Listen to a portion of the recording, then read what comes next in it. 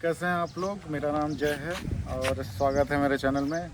आज हम आपके लिए लाए हैं NS200 BS3 इंजन, जो कि काफ़ी अपने अग्रेसिव पावर और रॉ पावर के लिए मशहूर है। तो आज हम जानेंगे कि ये सिर्फ अफवाह ही है या सच में ऐसा है भी। तो चलिए देखते हैं। हाँ, तो मेरा दोस्त नीलेश है, जो कि वो 2015 से गाड़ी को ओन कर रहा है। तो बात कर लेते हैं कि क्या ये सच में इतनी बढ़िया है भी या फिर बस अफवाह ही चलता है कि BS3 की 200 फेमस गाड़ियों में से है वो भी। चलिए जानते हैं। तब नीलेश, अब लोगों को जानना है कि मान लो अगर वो यंग हैं, अभी न्यू बाइक लेना चाहते हैं, पहली बाइक जो अफोर्ड नहीं कर पा रहे हैं, लेकिन सेकंड हैंड लेना चाहते हैं BS3, तो क्या वो लेने लायक है, रिलायबल है या फिर अफोर्डेबल है कि नहीं है, उसके बारे में कुछ बताओ। बजाज की गाड़ियाँ अफोर्डेबल होती हैं, इसके पार्ट्स भी अवेलेबिलिटी बहुत है क्योंकि ये पुरानी गाड़ी है और 2012 से ही सेम मॉडल यूज़ कर रहा है बजाज, तो पार्ट्स अवेलेबिलिटी बहुत बढ़िया है इसकी। और बात है परफॉर्मेंस की, परफॉर्मेंस भी अपने सेगमेंट में तो सबसे बढ़िया मैं कह सकता हूँ कि इसकी है। आपको अच्छा पावर और अच्छा टॉर्क मिल जाता है इस गाड़ी में, और साथ में आपको माइलेज भी काफ़ी बढ़िया मिल जाती है अगर आप चलाते हैं। माइलेज पूरा डिपेंड करता है चलाने के हिसाब से कि आप कैसा चला रहे हैं गाड़ी को। तो ये सिटी हाईवे कुल ओवरऑल मिला के जो माइलेज देती है वो 36-37 के अराउंड मिल जाता है, क्योंकि मैं बहुत ज़्यादा एग्रेसिव नहीं चलाता। माइलेज अगर सिटी में कितना मिल जाता होगा लगभग? सिटी में आपको 32 से 35 के बीच में आता है।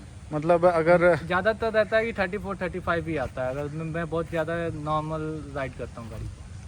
तो नॉर्मल राइड पे ये अच्छी चलती है। ऐसा कुछ इतने साल हो गए, ये 2015 की गाड़ी है, तो बहुत ज़्यादा वाइब्रेशन या फिर इंजन पार्ट्स में प्रॉब्लम, ऐसा कुछ प्रॉब्लम आया है अभी तक?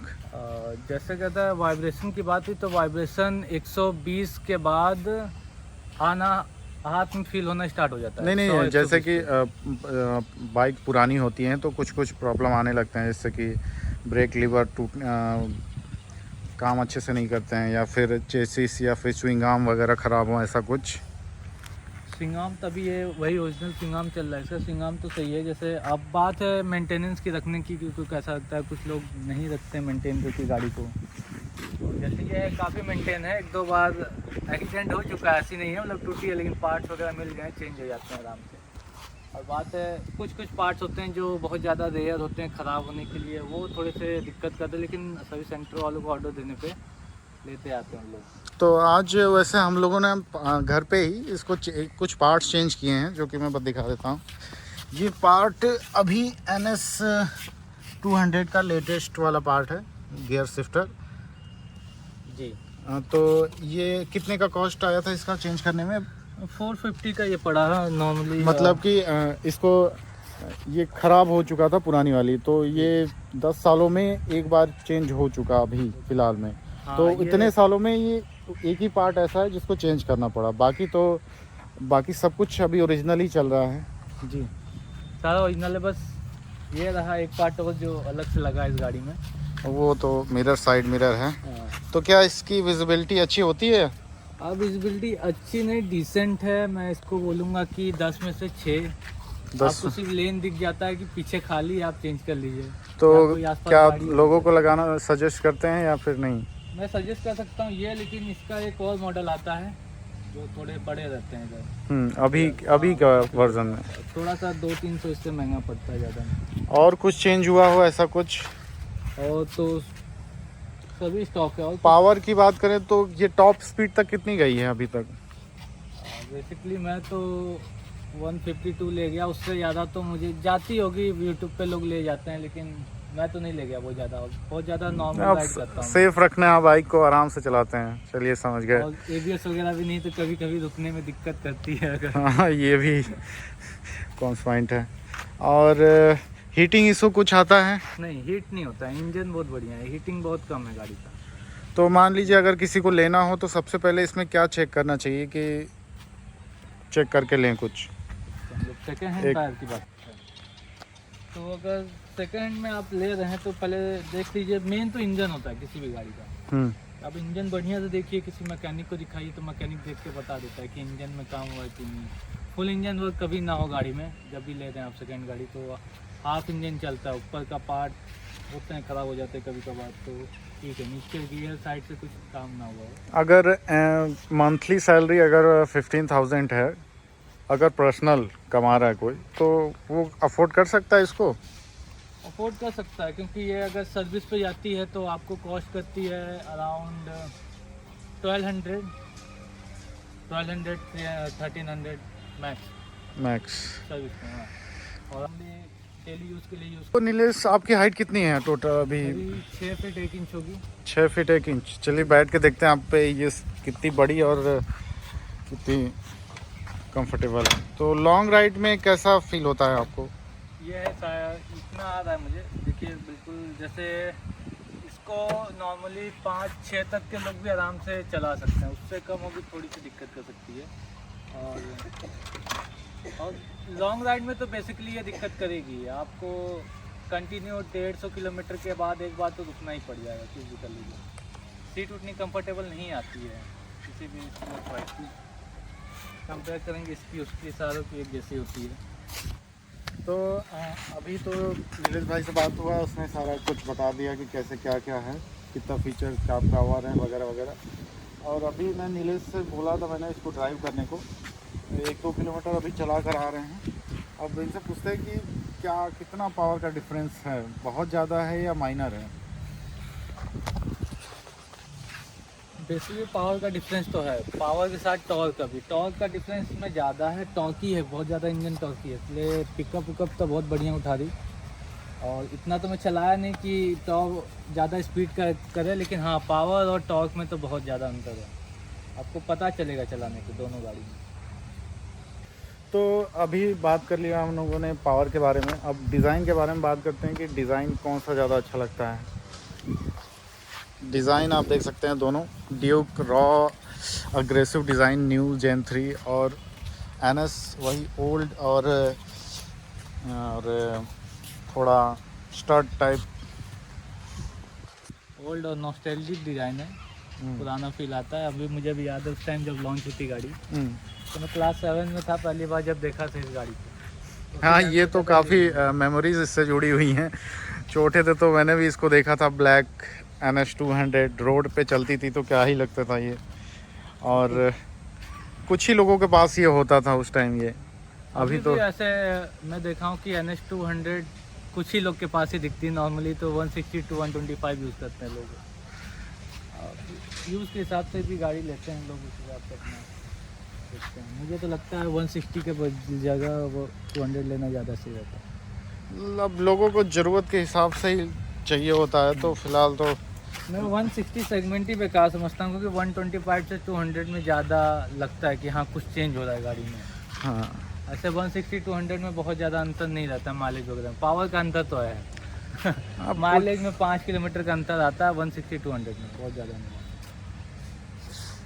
हाँ, तो अब नीलेश भाई से पूछते हैं कि अगर इनको 200 से अपग्रेड करना हो, कि अगर दूसरी गाड़ी लेना चाहें इसको हटा के, अभी जो कि इनकी काफ़ी पुरानी हो चुकी है, तो ये अपग्रेड करने के बाद कौन सा चूज़ करना चाहेंगे, ज़रा बताइएगा।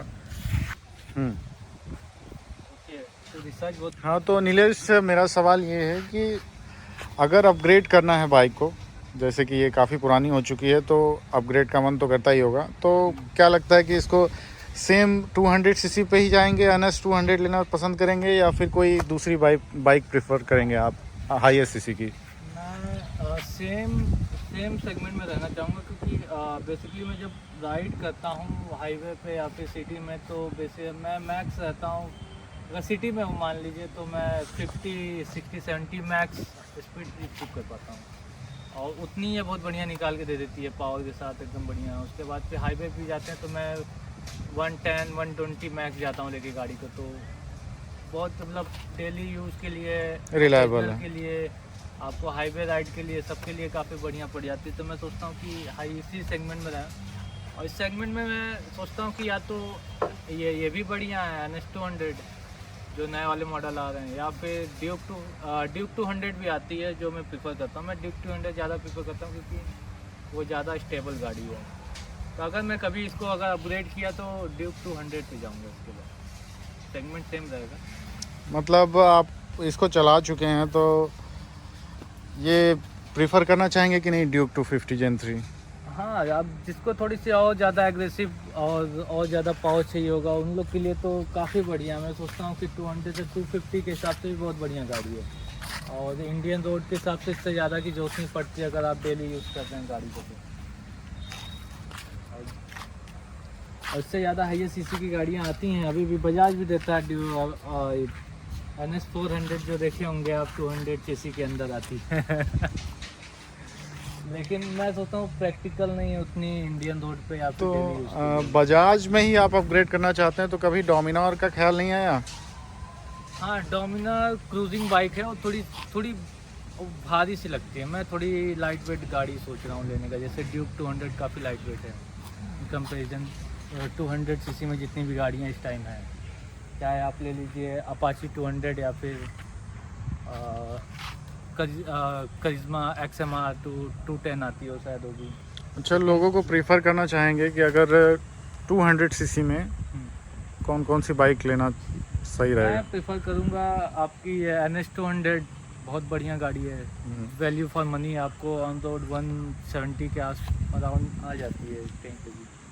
और उसके बाद अगर कोई गाड़ी हो तो मैं प्रेफर करूँगा ड्यूक 200, वो भी काफ़ी अच्छी गाड़ी है। क्वालिटी थोड़ी महंगी पड़ती है, इससे 50,000 महंगी होगी मुझे लग रहा है ड्यूक NS 200 से, लेकिन क्वालिटी आती है गाड़ी में, तो फाइबर क्वालिटी आपकी चेसी वगैरह काफ़ी लाइट वेट होती है उसकी। और एक और अंडर रेटेड गाड़ी है बहुत ज़्यादा, अगर क्रूजिंग के लिए चाहिए, नॉर्मल डेली यूज़ के लिए, हाईवे राइड के लिए, तो एक होंडा CB 300F आती है, मुझे लगता है वो 2 लाख अराउंड आती है वो ऑन रोड।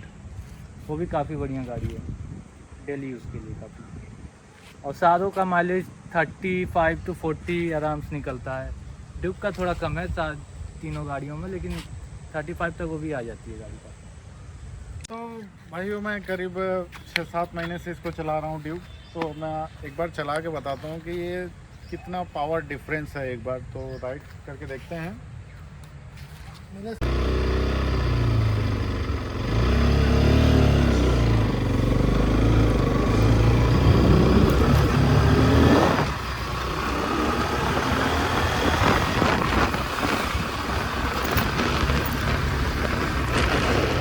पावर कुछ खास ज़्यादा डिफरेंट नहीं है।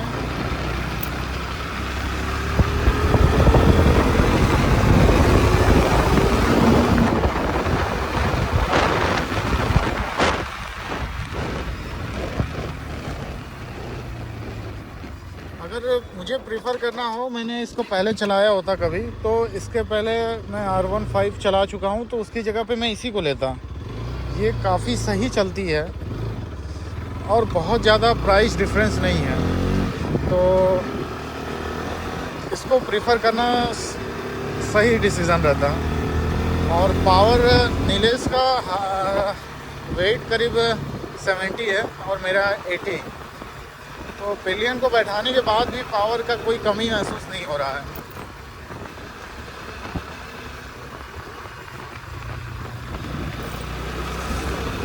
और राइडिंग स्टाइल की बात करें तो ये भी ड्यूक की तरह ही पावरफुल और स्टेबल है।